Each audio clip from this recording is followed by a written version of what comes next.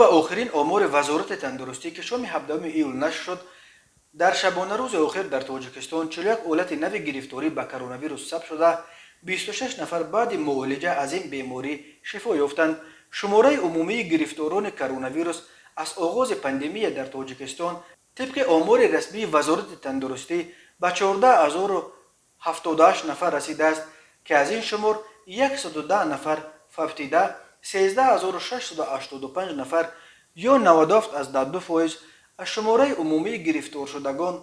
بر اساس این آمار رسمی حالا در تاجیکستان 283 نفر با نشانه های بیماری کرونا ویروس تحت طبابت قرار دارند.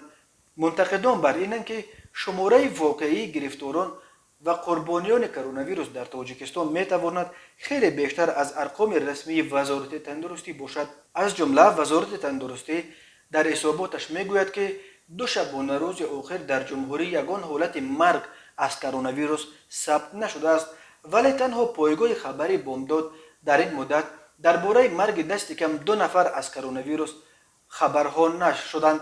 از جمله آوازخوان انسامبل شش مقام ولایت ختلان روز 16 ایول در سن 55 وفات کرد.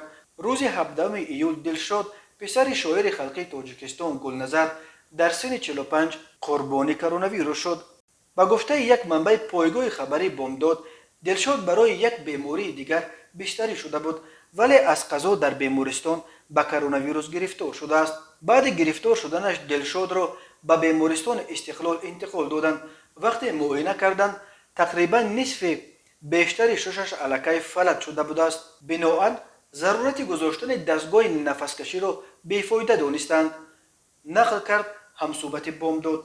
دلشاد کیلدیف یک انسان عادی و زمینی بود و با تکثیرانی زندگیش را پیش میبرد. او را عصر 17 ایول در آرامگاه سر آسیای شهر دوشنبه به خاک سپاریدند. به گفته دوستانش خانه خود دلشاد در قریه بالاست، ولی جنازه‌اش را از خانه پدرش در بنایی که اساساً ادیبان تاجیک زندگی میکنند برآوردند. از دلشاد یک فرزند باقی ماند.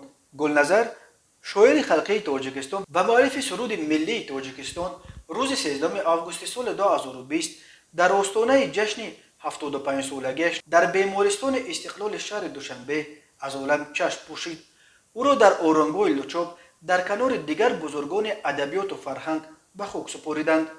گلنظر را چند روز پیش از مرگش با علامت‌های کرونا ویروس در مجمع تندرستی استقلال بستری کرده بودند.